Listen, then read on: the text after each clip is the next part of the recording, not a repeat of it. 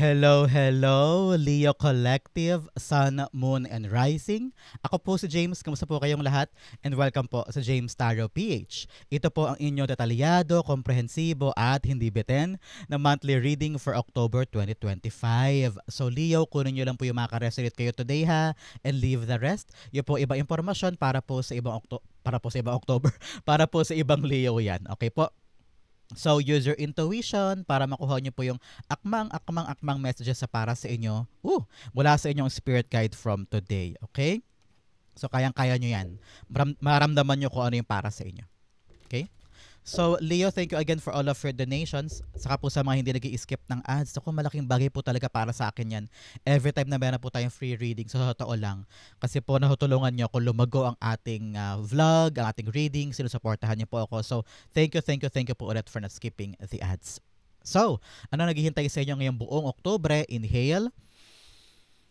And exhale. At the center of your reading, you have the Three of Pentacles. Beautiful. In the area of what you want, you have the Queen of Swords. Lovely. In the area of what you need, you have the Hierophant. Beautiful. In the area of what's affecting your current energy, you have the Page of Cups. Lovely. Napakaganda. In the area of your near future, you have the... Wow! Magician card. Talaga magaganap ang dapat maganap. Talaga ma-manifest mo yung gusto mong ma-manifest. So, congrats po. In the area of your divine of your challenge, you have the Emperor card. Napakaganda. In the area of your fortune, you have the Nine of Pentacles. Wow, kaching, kaching, kaching. It's very, very good for you. Congrats po. In the area of your divine messages, you have the Page of Wands. At ang outcome mo for the month, bago tayo tumulay ng Nobyembre, eto yan. Sabay-sabay natin siyang bubuksan at the end. But first, ano muna lingering energy in your background? You have... Wow, the Eight of Pentacles. Eight of Pentacles all about you improving something. No? Meron kang ginagawa na maganda, aangat, aasenso, lalago, especially po pagdating sa inyong karera. Napakaganda nito. Meron pong makakakita po kayo ng professional and financial stability. Okay? After the first half of October, talaga namang lalago, aandar, so sulong gagaan. Kung medyo may aasikasuhin po kayo pagpasok ng Oktubre, huwag kang mag-alala, your hard work is paying off.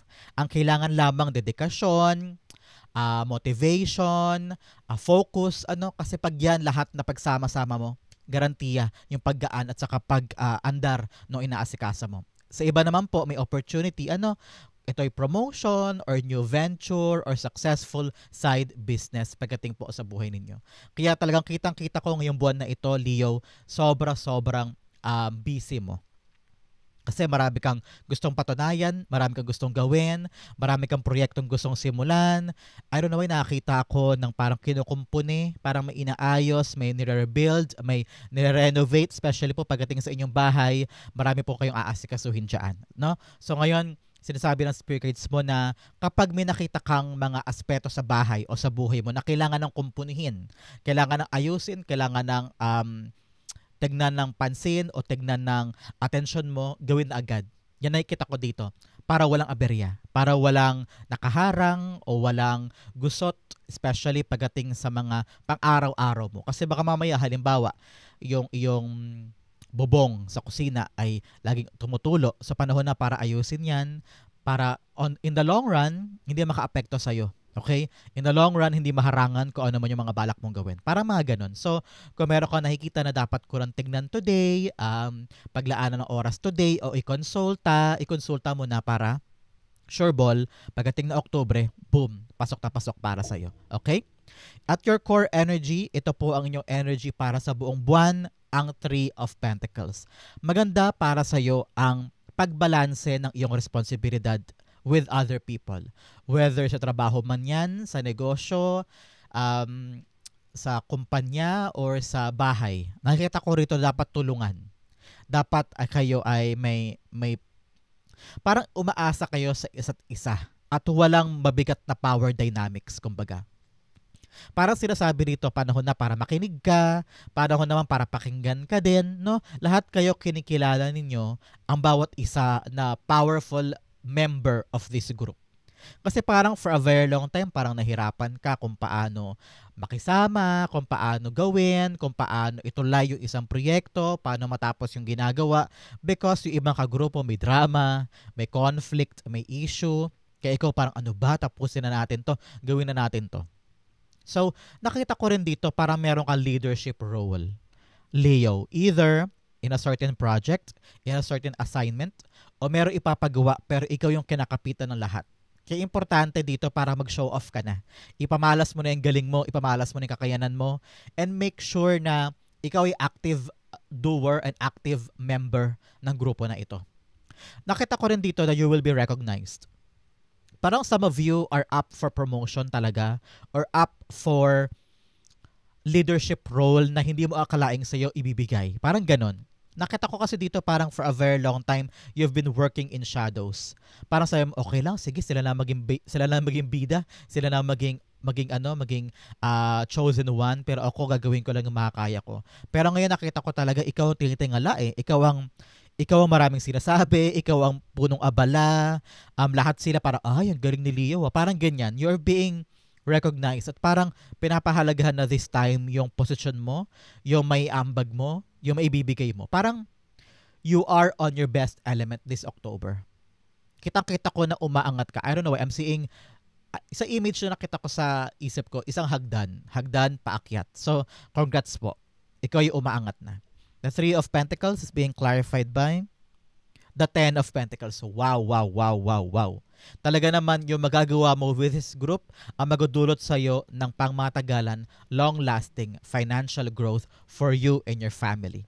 Okay? Ito ay permanenteng kita ha. Ito ay isang bagay na magpapaset off sa'yo at saka sa pamilya mo. Ibig sabihin, kung ano man po itong mahatapos mo with a certain group, with a certain people na aumento sa sahod or paglaki ng pera mo, nakikita ko na maapektuhan nito yung pangmatagalang pangarap mo para sa pamilya. Halimbawa, ito ay para sa construction ng bahay, either nagtuturo ka kung paano ang engineer ay makakabuo for something like that, no? O kaya, nag-iipon ka ng pera para sa panggastos sa pamilya, kaya sabi mo, kailangan ko makompleto to, kailangan ko to mabuo, kailangan ako makisama para may make sure na okay kami for the next 5 years, for the next 10 years. You're really cementing yourself para sa maganda mong career path at para sa maganda mong kaching-kaching. Huwag ka mag-alala, may kaching-kaching ka talaga pagdating sa buhay mo. At ito'y tatagal. Hindi lang ngayon, hindi lang next month, hindi lang next year, kundi pang matagalan. So congrats po, okay? So ngayon, kung meron kang inaasikaso, Leo, na mga proyekto o kailangan mo makisama sa ibang tao, group project, ito, galingan mo. Kasi talagang set off ka na. Nakita ko rito stand out ka. Mag-stand out ka, ikaw ang mapupuna, ikaw ang parang bibigyan ng commendation, ikaw ang bibigyan ng pagkakataon na magkaroon talaga ng sementadong future. Okay? In the area of what you want, you have the Queen of Swords. Gusto mo talaga ng malinaw na kinabukasan or malinawan ka na sa ginagawa mo ngayon. Eh sabi mo, ano ba? Dami tayong ginagawa, paulit-ulit na tayo. Kailangan na natin itong matapos. Kailangan na natin itong magawa. No? Either sa family mo yan, or sa trabaho, or sa project ninyo. Gusto mo talagang maging malinaw ang lahat-lahat para yung gagalawan ninyo ay clear. Nakita ko rin dito for some of you, ayaw mo na ng lokohan. Ayaw mo na ng laro-laro. Gusto mo lahat kayo on the same page. Gusto mo lahat kayo dedicated, seryoso sa trabaho, seryoso sa ginagawa. Ayaw mo na mayroong paengot-engot sa gilid. Ayaw mo na ng mga taong pipigil sa'yo. Kasi because itong mga nakaraan, parang laging may aberya, hindi dahil sa ikaw ang may kasalanan, kundi laging may ibang taong pumipigil o nagiging rason kung bakit naantala. At gusto mo nang prangkahin, gusto mo nang komprontahin, gusto mo nang katukin ng ulo para, huy, ano ba, kailangan diretso na tayo, kailangan matapos to, magawa na to kasi gusto mo na makapag-move on. Gusto mo na buksan ang sarili mo sa dadalhin ng kinabukasan. Pero dahil may pumipigil at humihila sa iyo pabalik, gusto mo nang putulin, gusto mo nang gamitin tong espada na ito para putulin yung mga humaharang o nagpapabigat sa iyo. Nakita ko rito na magiging matalas din ang dila mo this time sa mga napupuna mo. Parang ito, pabaya, ito, masakit sa ulo, ito, engot-engot, ito, mabagal. Parang gusto mo talagang maitama ang lahat. At parang nawawalan ka na ng choice kundi maging prangka. Parang ganon. So, nakita ko rito na mean what you say what you mean. Pero hanapan mo ng tamang paraan kung paano mo sasabihin ito, Leo, ha? Huwag ka din pabara-bara o huwag ka din masyadong matalas ang tila kasi baka mamaya makaapekto sa'yo, whether sa relationship mo o kaya sa ugnayan ninyo. Mas magandang sinasabi mo yung katotohanan in a nice way para matumbok mo yung gusto mong outcome. Para lalong hindi makagulo, kumbaga. So, may magandang paraan naman dyan at yun ang kailangan mong hanapin this time. Okay? Ngayon, maging professional ka. Okay? Maging professional ka para stable ang lahat. Okay? Nakita ko rin dito na this time around, gusto mong, I don't know why, para sa ibang Leo po ito, ha. Parang gusto mo nang malaman yung katotohanan from someone. I don't know. Biglang pumasok yung intuitive download ng isang Leo dyan na nanonood na parang sabi mo, litong-lito na ako, gusto ko malaman yung truth from someone. Whether niloloko ka ba, o ginagaslight ka, o minapanipulate ka ng someone na ito sa buhay mo. Parang sabi mo, ayoko na magpaikot-ikot, ayoko na niloloko ako, sabihin mo na yung totoo. Parang ganyan. You want the truth para matapos na yung ginagawa at magkaroon ka na ng kapanatagan moving forward. And you want the dishonesty to end. Gusto mo nang matanggal yung ilusyon, matanggal yung hindi totoo para maharap mo na totally kung ano yung totoo at makaabante ka na. Parang ganun, no? The Queen of Swords being clarified by the Hanged Man. Yes. Ngayon, parang sabi mo, ang daming aberya, ang daming antala, ang daming humihinto. Bakit hindi ako makaabante? Ngayon, hinahanap mo yung dahilan. Kita-kita ko yan. Na you want to step back for a moment at sabihin sa sarili mo, teka. Bakit ba nag-i-stuck? Bakit ba hindi natin matapos-tapos tong bagay na ito? Ano yung dapat kong gawin? Ano yung dapat ko ma-realize? Ano yung dapat kong kumpunihin or i-arrange or i-renovate or i-upholster, halimbawa. So, nag-iisip ka ngayon at nilalawakan mo yung isip mo. Sabi mo, hindi pwedeng laging ganito, hindi pwedeng laging ganyan, kailangan may magbago. And yun yung pagbabago na gagaling sa katotohanan at yun ang hinahabol mo this time. Nakita ko rito the enlightenment or awakening. Parang nagigising ka na eh. Nagigising ka na sa isang katotohanan, sa isang impormasyon, sa isang realidad na kakapitan mo. Alam kong kaya mo tong harapin. Kayang-kaya mong tanggapin kung ano yung reality or totoo na makukuha mo. At yung kalinawan na yun ang magbibigay sa'yo ng lakas sa loob na tulayan yung bagong landas, dumiretso, lumiko o umiwas. Kitang-kita ko sa'yo, ready ka eh. Basta malaman mo lang yung truth, handang-handa ka sa gagawin mo. Which is good. Kasi kapag nalaman mo na yung katotohanan na yan, makakawala ka na doon sa stuck area. Yung parang nakatali ka dyan, na parang wala kang magalawan, wala kang magawa, makakawala ka na dito. Kaya always strive to know the truth, strive to say the truth, at makukuha mo yung magandang landas. Para nakita ko yung daan lumiwanag na para sa'yo. Parang dati litong-lito ka, gagawin ko ba o hindi? Sasabihin ko ba o hindi? Bigla kang huminto sa'yo mo. Teka, pag-isipan ko. Noong nakapag-isip ka na, biglang lumiwanag yung daan. Nakita mo na kung ano yung dapat mong gawin. Parang ganyan. Okay? In the area of your divine messages, in the area of what you need, you have the Hierophant. You need to surrender to God kung ano man yung mga bagay na pinapangambahan mo. Marami kang takot, marami kang duda, pero parang tinatawag ka ng spirit guides mo to go closer to your spiritual power. Kung ano man po ang relihiyon ninyo, mga Leo na nanonood sa atin today, kumapit ka daw lagi sa iyong relihiyon. Lahi ka magdasal. Kung ano po yung mga spiritual rituals na ginagawa nyo po sa inyong relihiyon, doon ka po kumapit. Para po lumakas yung damdamin mo, yung spiritual power, para kayanin mo yung mga dapat mong gawin this time. Nakita ko rin dito na i-consulta mo. Halimbawa, meron kang mga gagawin this time, mga gagawin na legal or tungkol sa bahay, tungkol sa school, tungkol sa trabaho. Kung sino man yung taong inaasahan mo na expert sa bagay na concern mo, idulog mo sa kanya. Sabi mo, uy sir, may ganito po akong issue tungkol sa ganyan. Sa tingin niyo po, anong dapat kong gawin? Kung halimbawa concern to sa pamilya, tanungin mo yung nanay mo, partner mo, anak mo, no? Find someone that is truly expert doon sa kinakaharap mo ngayon para mabigyan ka ng tamang sagot. Nakita ko rin dito tungkol sa bahay. Okay? Panahon na po, especially early this month, panahon na para magkaroon ka ng commanding role para sa bahay, para sa pamilya. Kasi parang medyo may mga tao sa paligid mo, kinakayan-kayanan ka or nilalagpasan ka, yung boundaries mo ay nilalagpasan na o kinocross na. Panahon na para maging commander ka sa buhay mo. Pamayanihin mo yung role mo sa bahay. Ano ba yung role mo sa bahay? Ikaw ba yung single mother? Tatay ka ba? Nanay ka ba? O ikaw ba yung sole provider? Ikaw ba yung breadwinner? Na parang feeling mo importante na ma-address mo yung family dynamics at this time. It's all about the home setting. Sino ba? Ayoko sabihin pero narinig ko, sino ba yung batas dito? Sino ba yung batas sa bahay na ito? Kailangan ma-reinforce yan para hindi mo maramdaman lagi na parang binabastos ka, parang iniisahan ka o binabypass ka or ginagaslight ka lagi. Parang umaalpas na kasi yung role mo o yung respeto sa'yo. Dahil siguro yung mga anak mo, halimbawa kumikita na or may sarili ng buhay, parang lagi kang nararamdaman mo parang winawalang bahala ka na lamang. So ngayon parang kailangan mo i-reinforce yung role mo sa bahay para makita nila, huy, ako pa rin to. Ako pa rin tong role na to sa bahay na to. Listen to me, look up to me, respect me, parang ganyan. For some, nakita ko rin dito parang time na for home renovation. Okay? Especially po, meron ka ditong Nine of Pentacles, parang meron ka talaga ipupundar tungkol sa mga bagay na gusto mo. Halimbawa, gusto mong bumili ng bagong appliance, gusto mong bumili ng bagong, halimbawa, air fryer, kasi sayo mo, ayaw mo na magprito para bawas cholesterol, bawas mantika, mga ganyan. So, you want to buy something for the home to make your home a better living situation. Parang ganon. So, meron ka mga, kasi po yung planet Venus, mag-shift ka ng focus dahil dyan for home decoration, for home renovation. May mga nakikita ka na mga maliliit na problema sa bahay. Sabi mo, time na para ayusin to. Dala po yan ni planet Venus sa buhay mo. Kaya nakakaroon ka ng ganyang energy. Kaya more time with the family, asikasuhin, tignan, kumpunuhin.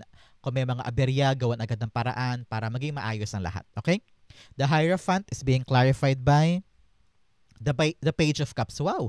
Dalawang beses lumabas ang Page of Cups. Nakita ko rito, you also need to pay attention on what you feel. Nakita ko rito na kung ano yung naramdaman mo, kung ano yung naiisip mo, yun ang mangyayari. Kaya lumabas din si manifestation eh. It's all about you looking what you desire and desiring what you want. Kasi si Page of Cups, naramdaman na niya nandiyan eh. Tingnan mo tong image na to. Yung pusa nakatingin doon sa loob ng bowl. Hindi tayo sure kung totoong may isda. Pero sa isip at puso niya, may isdang lalabas dyan. May isdang darating. Meron akong aasahan na isda para sa akin. Yung isda, simbolismo yan ng blessing, prosperity, money, opportunity. At ikaw, nandun na yung mindset mo eh. So parang sabi dito, palakasin mo yung spiritual power mo para maganap yung pinag-prayan mo. Wow, kinilabutan ako doon. Especially here, pagbaba, both combination of cards is pertaining to your manifestation. Ibig sabihin, whatever you try to manifest, believe it. So claim it now. Claim it yung mga bagay na gusto mo. I-manifest mo now yung mga bagay na gusto mo. Because it will happen. It will give you your power. It will give you your position. It will give you the powerful state of your life kung saan lahat ng gusto mo kaya mong kunin. Okay? So ngayon, panindigan mo yung mga bagay na nakikita mo. Yung mga bagay na na-envision mo. Maaring nasa isip lang nung pusa yung isda, pero wala talaga doon. Pero nakikita niya darating to. So parang ganyan. Tingnan mo naman nag-appear. Diba? Parang lumabas talaga sa kanyang realidad yung kanyang inasahan. So parang ganun ka din. Always believe that it is yours, it will be yours, at makukuha mo talaga. Okay? Napakaganda for you. In the area of what's affecting your current energy, you have the Page of Cups. Page of Cups, nilalaan mo lahat ng effort mo, damdamin mo, puso mo sa isang bagay para matapos na, para mabuo na. Kasi kitang-kita ko this time, Leo, yung dedikasyon. Okay? Kitang-kita ko yung effort in your part to make this happen. Especially po in your career, sabi ko nga sa inyo kanina, meron kayong financial stability na aasahan. Kaya talaga namang gawin mo na ngayon yung makakaya mo, laksan mo ang loob mo, believe in yourself, and it will be yours. Nakita ko dito dalawang Page of Cups sinasabi ng spirits mo to have fun. Enjoy what you're doing, enjoy what you're building, at mahapa sa'yo yan.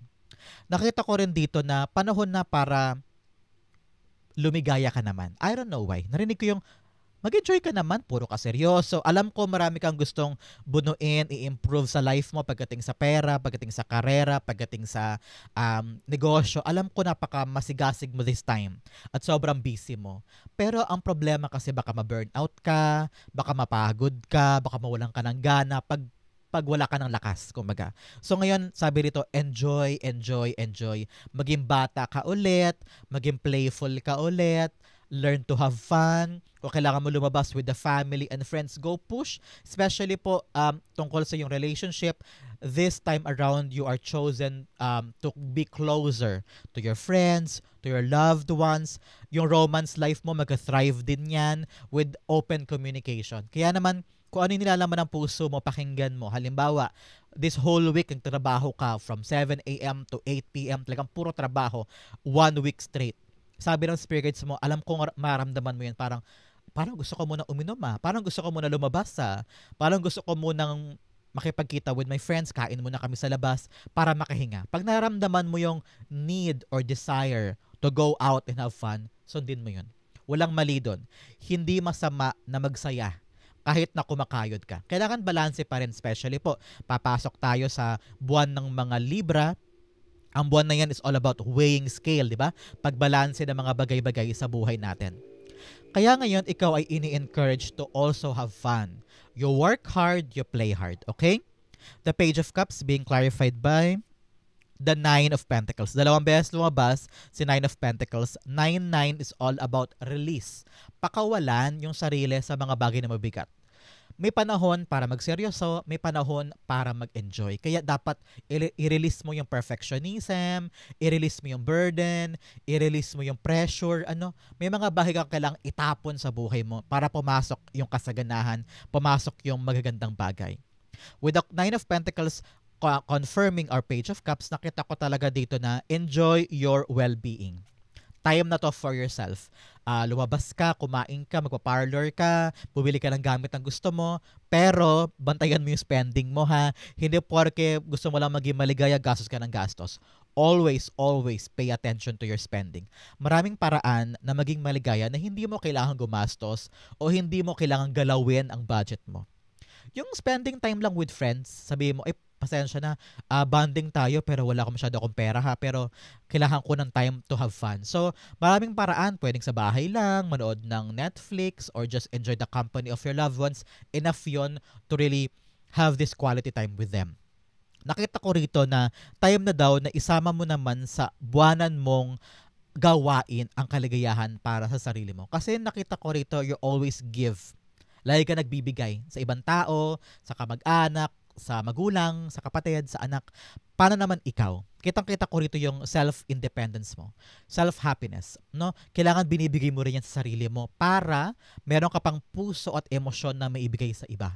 Kasi kung wala kang binibigay sa sarili mo, ubos yan. Alam mo yung you need to keep your cup full para ma-share mo sa ibang tao. Kasi kung cup empty yan, wala ka na maibibigay pa. Kaya kailangan maibigay muna sa sarili para meron ka mailaan for others. Okay? In the area of your near future, eto ka with the Magician card. Magician card's all about manifestation. You can achieve it, you can get it. It's in your reality. Okay, importante ngayon, patunayan mo kay universe. Ang secret naman for manifestation is alignment eh.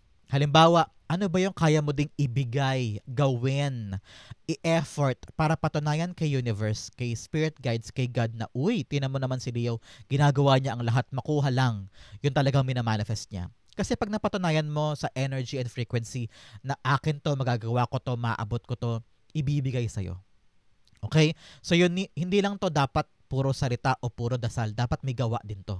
Kasi halimbawa, lahi ko itong ginagamit na example, siguro nagamit ko na rin sa iyo, pero tamang-tama today. Na parang, halimbawa gusto mong maging call center agent, pero sabi mo, ayoko magpuyat, ayokong lumabas ng bahay ng gabi, ayokong tumanggap ng tawag ng kani-kanino. Pero gusto mo maging call center, tapos may kumatok pa sa pinto mo na offer na, huy, may call center sa bayan, apply naman tayo.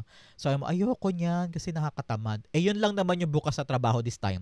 Yun lang yung opportunity na maaari nagbukas para sa'yo. So, parang dapat kung nag-manifest ka ng opportunity, dapat aligned ka doon. Handa kang salubungin yung paparating na blessing. It also calls for your action. Kailangan aksyonan. Paano mo malalasap yung tagumpay o magandang bagay kung wala kang kayang ibigay na sakripisyo or action or effort? 'Di ba?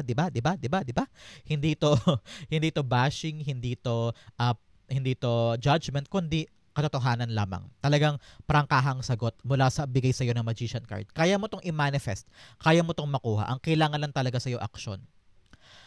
Maraming mga tao umaatras sa kanilang manifestations. Maraming mga tao may duda sa kanilang minamanifest. Hindi dahil sa hindi nila kayang abutin, kundi dahil sa hindi nila kayang humakbang. Ayaw nila hakbangan, ayaw nila subukan, pero ang ganda-ganda ng minamanifest nila eh. So make sure na ready ka to step forward and get this. Because nakita ko lahat ng tools nasa iyo, you have the power to change your life, you have the power to improve, sasagana naman, kailangan lang talagang hakbangan, okay? Magician card, Four of Cups. Yes, marami kang hinahangad ngayon. Pero dahil nga busy ka, kakatingin doon sa mga bagay na nasayang, mga bagay na ginawa mo pero nauwi sa wala, kakatingin mo doon, nakakalimutan mo yung magandang blessing na binibigay sa'yo. And you need to move. You need to move. Okay? You need to move. You don't need to dwell na from the past. Okay? Panahon na para kumilos ka. Ang kasi kaya mo lang aksyonan yung ngayon at yung kinabukasan mo. Nakita ko rito, with a combination of Magician card and Four of Cups, yung hiniling darating. Kasi merong missing sa life mo eh, no? Meron kang dinadasal, please God, ibigay mo sa akin to, gagawin ko ang lahat, makuha ko lang. Boom! Ibibigay. Kaya, panahon to para matuwa, magsaya. Because something unexpected with the Page of Cups, both cards are telling unexpected gift. Okay? Meron kang unexpected gift na ibibigay sa universe today because pinaghirapan mo. Kaya ngayon, continue manifesting ha. Huwag kang mapapagod na i-manifest yung gusto mo. Huwag kang mapapagod na magtrabaho para sa pangarap mo this time because bukas makawala, hindi mo masabi, biglang mabilis sa darating. So, believe in the impossible, it will be yours. Okay? In the area of your challenge, unang-una, you have arrogance. Not seeing flaws hinders growth. No limits to learn and improve, humility, awareness, and growth. Yes, kilalanin mo kung saan ka nagkulang, kilalanin mo kung saan ka nagkamali. The first path for growth is accountability. Kailangan malaman mo kung saan ka kulang, kung saan ka mahina, para alam mo kung saan ka mag-i-improve. Pag nalaman mo kung saan ka mag-i-improve, madali para sa'yo na baguhin ang takbo ng buhay mo para magdire-diretso ka sa tagumpay. Halimbawa, ngayon na-recognize mo, kasi tamad ako pag hapon na, ayoko nang gawin, kaya kinabukasan lagi akong tambak sa trabaho. So anong dapat gawin?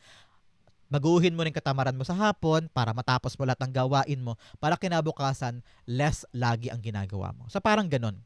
Halimbawa, kahinaan mo ay ningas kugon ka lang, yung sa simula ginagawa mo pero unti-unti ka nawawala ng gana, binibitawan mo agad lahat ng proyekto. So anong dapat gawin? Baguhin. Tanggalin na yung mga ningas kugon. Pag may ginawa kang proyekto, siguraduhin mong tatapusin mo agad o gagawin mo hanggang sa matapos. Parang ganyan. So, learn from your mistake, learn from your inferiorities. At pag nabago mo yan, talagang maganda ang outcome. Another message, inner cosmos, to embrace the light, first acknowledge the dark, trauma, seeing, go deeper. Yes, kung ano yung mga madidilim na parte ng buhay mo, labanan mo yan. Kung ano yung pangit sa'yo, baguhin mo yan para makuha mo yung liwanag at ganda ng buhay. Napakasimple ng message sa'yo. Parehong meaning is all about you conquering your fear, conquering your mistakes, and conquering yung mga kamalian. In the area of your challenge, you have the Emperor card. Talaga namang stubbornness o katigasan ng ulo. Sometimes, meron sa inyo ayaw tumanggap ng kritisismo, ayaw tumanggap ng puna, ayaw tumanggap ng payo. Lagi mo sinasabi, alam ko na yan. Gagawa ko to, wag mo ko pakialaman. Para laging ganyan. Sabi rito, panahon na para maging bukas ang isip. Maging humble enough. Magkaroon ka ng power to say, oo nga no, nagkamali ako, pasensya na ha, ayusin ko na lang. Ay sorry, nagkamali ako ng judgment, nagkamali ako ng ginawa, pwede ko pa bang baguhin? So, be humble enough to accept the mistake. Kasi sometimes dyan nag-uugat yung problema eh. Dyan nag-uugat yung conflict mo with other people because you don't want to accept na mali ako. You don't want to accept na, nagkulang ako. Sometimes, kapag na-accept mo yan sa sarili mo at nirewire mo yung brain mo, doon magsisimula yung paglago ng buhay mo. Kasi handa ka lagi eh. Pag merong oportunidad at nagkamali ka, sometimes, yung iba sa inyo bibitawan na kasi mataas ang ego sa hindi pa para sa akin yan. Hindi ako nagkamali dyan pero hindi ako may gawa niyan. So, kung handa kang tanggapin yung pagkakamali at kaya mo mag-improve, paangat ka ng paangat, leveling up ka. So ngayon, magkaroon ka ng kalakasan, Leo, also to have discipline. Okay? Kung kaya mo nang baguhin, magkaroon ka ng disiplina to everyday show up. Everyday give your chance to improve. Nakita ko yan for you. Kaya ibaba mo ng ego ha, and learn from your mistakes. Okay? Emperor cards being clarified by Ace of Pentacles. Yes, Ace of Pentacles all about you given a new opportunity. Kaya nakita ko rito, sabi kanina, disiplina eh. Kasi kung may bagong oportunidad, tapos may mga nakaaway ka sa gilid, o meron kang hindi ka naintindihan, nainip ka, nairita ka, bigla ka nag-walk out. Dahil sa ego, dahil sa pride, baka masayang yung blessing. Kaya sabi dito, yung pagiging humble, hindi kita ginajudge ha, hindi kita hinuhusgahan. Sinasabi ko lang yung nakikita ko. Kaya don't take this as a personal attack. Hindi kita ina-attacking ganyan. Pinapaalalahanan lang kita. And take this in a very, very humble way, okay? Yung blessing mo baka masayang kung papairalin mo yung init ng ulo o yung parang gusto ko. Pero may mga magaganda pang paraan na pinayo sa'yo, ayaw mo i-take. Kasi ayaw mo maramdaman na nagkamali ka. Kailangan mong gawin ang lahat na makakaya mo para makip sa life mo tong blessing na ito. Kaya buksan ang isip, buksan ang puso, buksan ang damdamin, maging pasensyoso, maging mabait para makuha mo yung gandang outcome. Okay? In your fortune, unang-una, you have everything is smooth sailing. Yes, aandar na ng maayos yung mga bagay na gusto mong i-build. Okay? Now, the message of answering the call, the time is now. Yes, panahon na para umaksyon ka, panahon na para kumilos ka. Especially para sa iyong kaligayahan, para sa binubuo mo na financial independence, financial freedom, or financial stability. Sa mga view, nakita ko para meron kang itatayong negosyo o itatayong sideline, something like that. So, panahon to para maging malakas ka sa bagay na yan. Sabi ko nga, merong opportunity for promotion or new venture or successful side business this time. Ito na yung pagkakataon mo, Leo. Kaching-kaching ito ha, pera-pera ito. Mahatayo mo na yung mga bagay para makapag-ipon ka na, para hindi ka nasasandal pa kung kani-kanino, para hindi ka na dumepende pa sa iba. Ngayon, meron ka ng sarili mong pera. At ito'y lalago, lalaki, at talagang mapupundar mo na yung gusto mo, mahibili mo na yung gusto mo, at aangat ka na. This is luxury, heaven on earth. Congrats po. The Nine of Pentacles is King of Pentacles. Wow! Pag po lumalabas si King of Pentacles, tapos sa doble pa, nasa area pa ng fortune, ibig sabihin, successful yung outcome sa pinaghihirapan mo. Wow, wow, wow. This is really a fruitful, bountiful, prosperous outcome sa iyong pinag-sumikapan. Kaya go push, huwag kang huminto ngayon pag sumikapan mo yan kasi talagang kaching ang binibigay sa iyo ng kapalaran. Okay? In the area for divine messages, unang-una, you have look at the bigger picture. Okay? Ngayon, lawakan mo daw ang isip mo, lawakan mo ang puso mo. Hindi pwedeng maliit lamang ang pananaw mo sa isang bagay. Maaari pang may iba pang option, may iba pang paraan. Wag mag-reconsider ka daw muna bago ka mag-settle down sa isang bagay. Okay? Another message, you have your dreams need a practical plan. Yes, kung halimbawa yung plano mo ay hindi umuubra, ibig sabihin kailangan lawakan mo isip mo. Meron pang ibang practical na paraan para abutin yan. Halimbawa, balak mo magtayo ng grocery ng 15,000 ang puhunan. Sabi mo, hindi ko kaya. Eh di anong dapat gawin? Kung ano lang yung kaya. Okay? Kung yung pwestong tinutumbok mo ay masyadong mahal, maging practical ka, wag mong kunin yun. Parang ganun. So, make sure na kaya mo, doable, attainable yung mga pangarap mo at yung goal mo. Okay? In the divine messages, you have the Page of Wands. Huwag mo daw munang atrasan yung isang oportunidad na nakahantad sa'yo. Porque halimbawa hindi mo kayang abutin o medyo mahirap, medyo malaking budget, gumawa ka ng paraan na practical para mayakap mo pa rin yung blessing but at the same time, kayang-kaya mo. Doable, reachable, manageable, kumbaga. Kasi kung hindi mo kayang abutin, huwag mong pilitin. Make sure na kung anong yung kaya mong gawin, yun ang kaya mong gawin. Pero ang importante dito, huwag mong atrasan. Be adventurous, be exciting, be enthusiastic sa ginagawa mo. Huwag mo daw pangunahan ng negatibo, okay? Page of Wands, Ten of Swords. Yes, pinapangunahan mo agad ng bigat. Iniisip mo, ay parang mahirap, ay parang hindi ko kaya, huwag kang mag-alala. Yung iniisip mo na mabigat, mahirap, simula lang yan. Kapag nakapaghakbang ka na, makikita mo, kayang-kaya mo pala. Okay? Sabi mo, ay madali lang pala, ay kaya ko pala, parang ganyan. May realize mo din yan. For others, nakita ko na kung dapang-dapa ka ngayon, huwag ka daw mag-alala, may bagong papasok. Okay? Kung wala kang pera, wala kang panggastos, kung parang feeling mo hirap ka na sa ginagawa mo, may darating na bago na magpapaangat sa'yo at magpapawala sa bigat na ito. So, huwag ka problema, darating din yan. Okay? Outcome mo yan, bigyan mo na kita ng fortune cards. Unang-una, leg, stepping into a new experience. Yes, may mapasok talagang bagong experience for you. Now, the message November, baka po sa buwan ng Nobyembre. Kung meron po kayo special occasion o birthday sa November, kung wala naman po, this is a confirmation, meron ka milestone on November. Another message you have, haystack, karma, you will reap what you have sown. Kaya ngayon, gawin mo lang yung tama, gawin mo yung lakas mo, gawin mo yung effort mo, babalik din yan sa'yo at mahukubra mo yung good karma. Another message you have, ladder. Di ba sabi ko kanya parang nakita ko na hagdan kanina? So, climbing towards success. Congrats po. Another message, sa'yo ko ba sinabi yun? Yung parang nakakita ko na hagdan sa image ko. Kung sa'yo ko nasabi yun, Leo, this is a confirmation, yes, may climbing ka towards success. Congrats po. Egg, success assured with good plans and hard work. Yes, with tamang plano, clear sa mind, and dedikasyon, hard work, success is yours. Another message of shark, take care or there will be a loss of material wealth. So ngayon, dapat daw mag-ingat ka sa gastos, sa lumalabas, especially marami kang kaching-kaching this time, so make sure na iniingatan mo yung pera mo. Ang outcome mo for October 2025, ito yon, Leo, 1, 2, 3, wow, Chariot card. May umaabante, may sumusulong, may gumagana, may successful outcome. Dalawang beses lumabas yung card of success with King of Pentacles and also tatlo pala with Nine of Pentacles. Here may Chariot ka pa. Ibig sabihin susulong, aandar, aabante, lalago, dire-diretso. Meron ka talagang iiwanan in your past. Parang iniwanan mo na yung mali mong paniniwala, mali mong strategy, mga lugar na parang pumipigil sa'yo o mga maling galawan. Ngayon, nakita ko dito, ready ka na sumuong sa bagong buhay. Ready ka na with the armor here.